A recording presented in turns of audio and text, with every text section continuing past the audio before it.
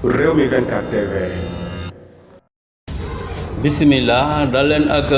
jàmm ci xibaar samedi 25 mai 2024 APR mu mel ne jamono yi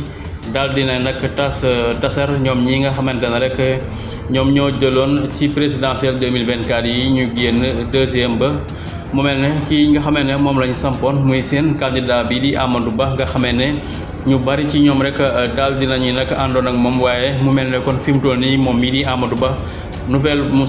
bu naqari rek la jox ñi nga xamante ne ñoom ñooy waa APR jamono yi ndax bu ñu xoolee ginnaaw ba nga xamee ne samp nañ ko ci présidentielle yi ba mu jël deuxième position moom mii di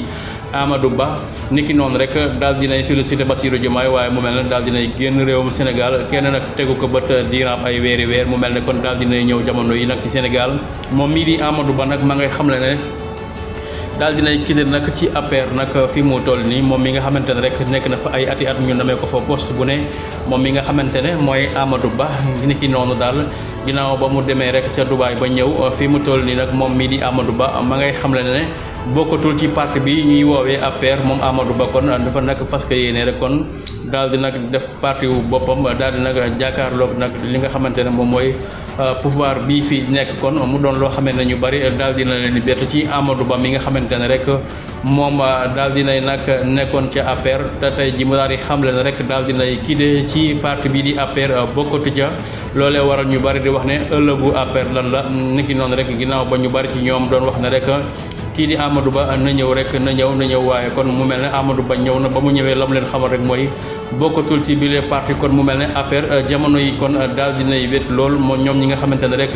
ñoo fi nekkoon nag ci nguur gi nag diirub fukki at ak ñaar mu mel ne kon ci présidentielle 2024 yi seen candidat bii di Amadou Ba moom rek nga xam ne mi nga amoon 31% fi mu toll nii nag kon daal dinay quitté nag ci APR mu doon loo xamee ne ñu bari ci APR rek xaaruñu ko woon ci ki nga xamante ne rek moom mooy Amadou Ba mi nga xamante ne yàgg na lool ak ki nga xamante ne mooy Macky Sall mu daal di koy nag nommé ci poste yu bëree bëri moom mi nga xamante ne rek moom mooy Amadou Ba kon fii mu toll nii daal tombé ak tey ji samedi 25 mai 2024 moom Amadou Ba daal dinay fësal xibaar buy xamle ne kon daal dinay nag quitté ca parti boobu di APR bokkatu ca mu doon loo xamee ne dina metti lool ci ñi nga xamante ne nag ñoom ñooy APR kon kan moo nar a nekk seen mbër ñoom bi la parti ak Amadou Ba ban parti rek la nar a samp nag ngir mën a bokk ci jongante yi ñu jëm loole daal fi mu toll nii mooy ab laaj mu mel ne kon Amadou Ba daal mi nga xamante ne nekkoon na candidat ci élection présidentielle yi ñu génn ci APR moom